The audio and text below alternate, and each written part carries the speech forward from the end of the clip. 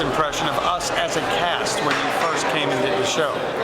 Which was, what, 3 seasons ago? Yeah, 3 seasons ago, yeah. Well, first of all, to begin with, in terms of you, hey, you taking off? I'm out of here, man. Okay, why are you leaving? Don't you want to stick around?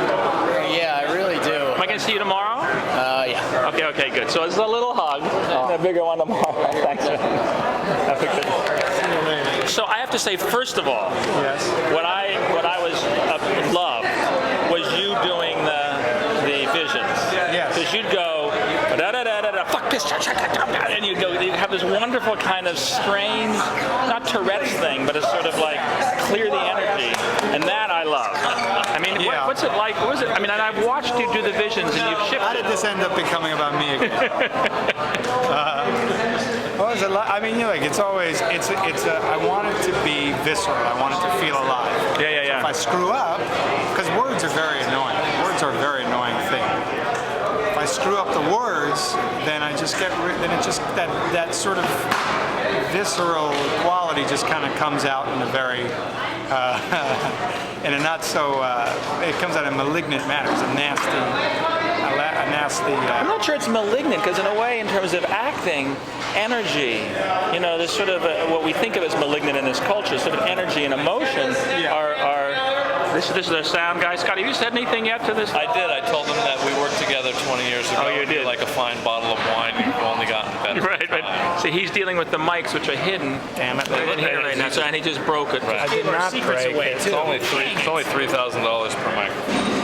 See that? $3,000 per mic. And he's one hell of an actor. That's nice. Okay. What's his name? No, seriously, what's his name? No, I mean, it's interesting about acting, about the whole process of the energy. You have to kind of get it up and running like a locomotive, and then when you fall off the tracks, it's kind of messy.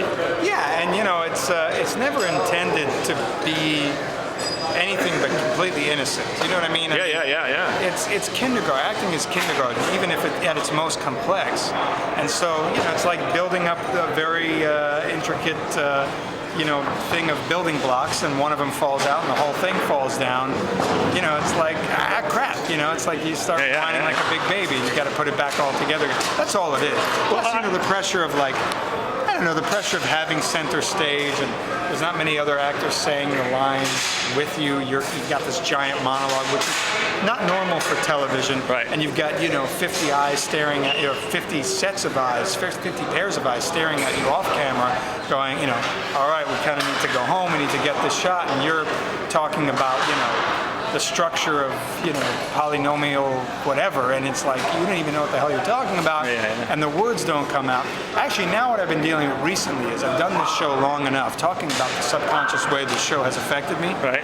I've been doing this show long enough that now certain words trip me up, because in my bank here I've got 15 S words. Synthesized, synchronized, sequence, and so I'll be doing a monologue, and I'll hit that S word, and it's interesting how the way the mind works. I'll hit that S word, and the wrong S word will come out. Wow. But it's a math word. It's not a word I would use in my real life. But I know I'm in this math monologue mode, so these math words come out that aren't always correct. So. Well, you made a mistake here. You switched the words around. I was going to say to you that it's funny for me, because I also am listening for emotion. As a director, I'm looking much more for the emotion driving through it than the actual words. Right. Because that's really what actors do more than they do anything else. It's really not a data machine, it's an emotional machine. No, you're absolutely right. And that's why actors do screw up, because they're pushing the emotion out, and the words don't always go along with the emotion as easily as they should.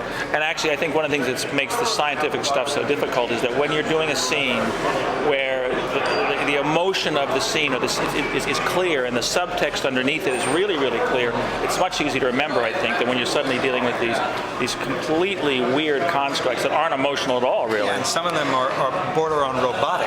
Yeah. And so, it's the antithesis of emotion.